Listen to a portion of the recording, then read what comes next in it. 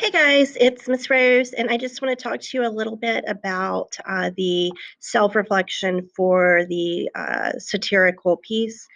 Um, the first time we did self reflections last semester, I think that some of you misunderstood the reasoning for it or were frustrated by the assignment.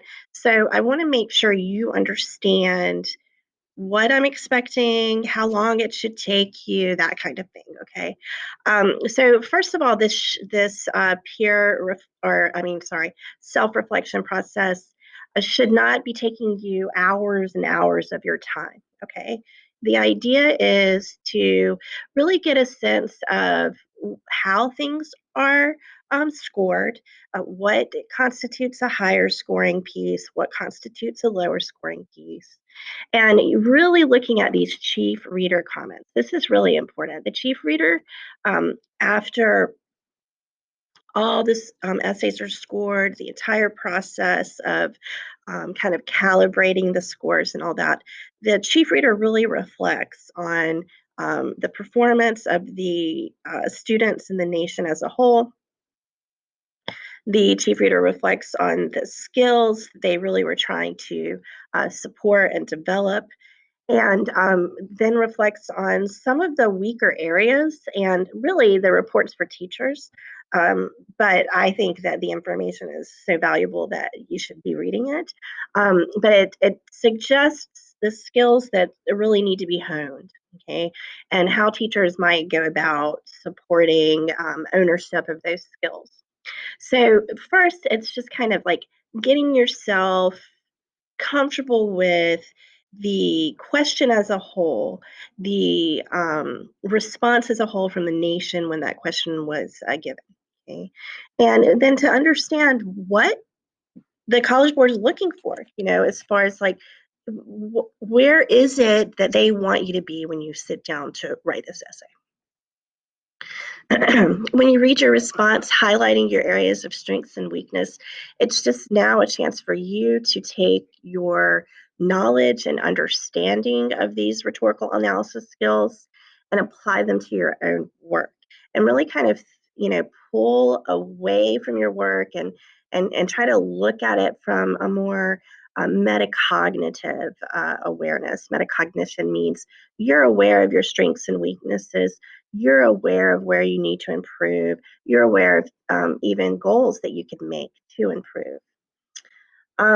Now, your areas for self reflection, your areas of strength and weakness, I've given you some links to some big idea questions, some big idea things. And you can write a response that, it doesn't have to be much longer than this, but some kind of reflective response. I mean, I'd like to see some kind of meat, something reflective. I don't want to see, oh, I see that I'm doing such a great job and I'm going to continue to do a great job. I don't want it to be flowery. I don't want it to be pretend. I want you to stop and really think, what am I doing well? Where can I improve? And then you're going to take one of your paragraphs and revise. Now, if you want to take a section of a paragraph, let's say you feel like you did really well, but like you have some blips, like when we're talking about developing our rhetorical analysis skills. I talk about when I'm reading and I hit a blip, like it's just a jolt in thinking, a jolt where I have to stop and reread, that kind of thing. Those are moments that could be better, and so I suggest looking for those moments. So, you could even take like a chunk, like if you have a really long paragraph and you want to take a chunk of several sentences, like a good meaty chunk, or maybe one of those like introduction of evidence and commentary cycles, where you could develop that commentary much better. Then what I suggest doing is taking that section and rewriting it. Okay. And then what you want to do is use the current rubric, because this was scored on the old rubric. So you want to use this current rubric and say, do you get the thesis point? Yes or no? And why? Where do you fall on evidence and commentary? Are you 0 to 4? And then where do you think you fall in that sophistication? But you don't want to, do this in such a way that it's taking you hours upon hours upon hours, because that's too frustrating, and that's not what I'm expecting. I did create a template for you to try to make this simpler too. So I'm trying to kind of consider some of the things that arose when we first did these and simplify it for you and make it a little bit less overwhelming. It's I guess the best sense that I got from some of the concerns that arose over the first time we did this back long ago on Albright. So again, you guys are the best of the best. You take everything so seriously.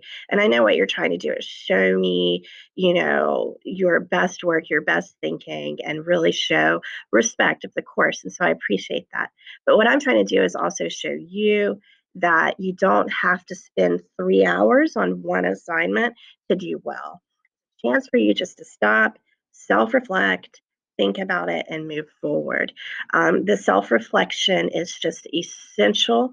It's a College Board expectation. It's literally in their standards that you should be able to think reflectively about your own work. It is a Forsyth County schools. Their ideal student, their kind of 21st century learner expectation.